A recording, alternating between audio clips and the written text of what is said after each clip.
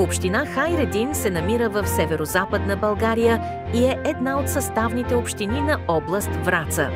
Състои се от 6 населени места с общо население 4150 и 7 жители – село Ботево, село Бързина, село Манастирище, село Михайлово, село Рогозен и село Хайредин.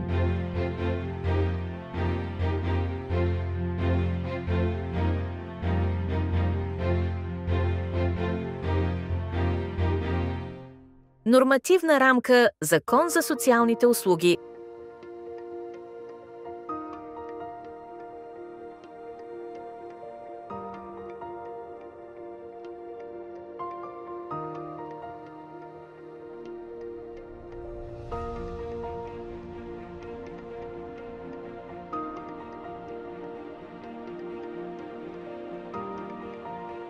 Закон за закрила на детето.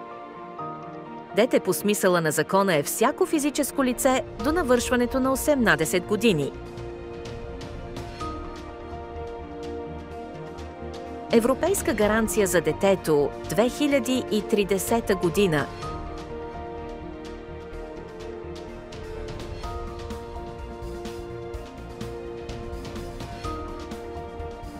Общата цел на проектното предложение е да се намалят рисковете от изоставане на детето и негативните тенденции, свързани с детската бедност, както и да се подобри качеството на живот в контекста на Европейската гаранция за детето чрез предоставяне на превантивни и подкрепящи услуги в общността за деца и младежи до завършването на средно образование и реализиране на мерки за повишаване на здравната култура по отношение превенция на болестите при децата на територията на община Хайредин.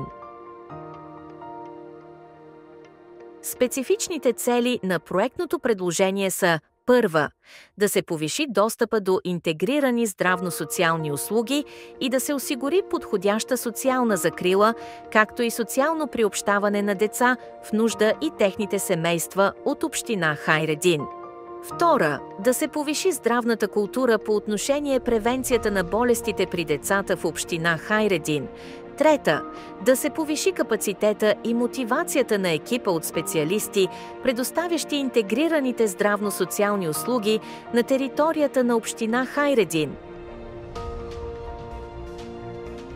Целевите групи на проекта са 231 деца в нужда и техните семейства, деца от семейства с ниски доходи, деца с увреждания и деца от несигурна семейна среда, деца само с един родител и техните семейства, 10 служители на общината, като доставчик на социални и интегрирани здравно-социални услуги. Очаквани резултати: 231 деца под 18 години обхванати от проекта, 174 деца под 18 години с подобрени условия на живот в резултата на интервенцията, повишен достъпа до интегрирани здравно-социални услуги чрез пилотиране на услугата «Мобилен екип за активно социално посредничество». Дейност 1. В началото на проекта ще се проведе проучване на актуалната ситуация и актуалните нужди на целевите групи, след което ще се разработи методология на услугата и цялата необходима документация. Мобилен екип за активно социално посредничество представлява интегриран пакет от социални и здравни услуги, който ще се предоставя на територията на община Хайредин, включително в дома на потребителя, и ще осигури подходяща социална закрила, както и социално приобщаване на деца в нужда и техните семейства. Потребителите ще бъдат включвани в услугата по предварително разработени критерии. На всеки потребител ще се извършва индивидуална оценка на потребностите. Мобилната услуга ще обхване целевите групи във всички населени места от общината. На всеки потребител ще бъде изготвен индивидуален план за подкрепа. На всеки потребител, семейство, ще бъде определен индивидуален кейс менеджер, който ще отговаря за оценката на потребностите, разработването и изпълнението на индивидуалния план за подкрепа. Дейност 2. въвеждащо обучение на екипа на услугата. Обучението включва следните примерни теми: принципи и ценности на социалната работа, стандарти за предоставяне на социалните услуги, запознаване с нормативната база в областта на предоставяне на социални услуги за деца и лица, взаимодействие с институции, видове подходи в консултативната и психосоциалната работа с деца и семейства, видове модели за оценяване и изработване на индивидуален план за подкрепа и индивидуална оценка на потребностите.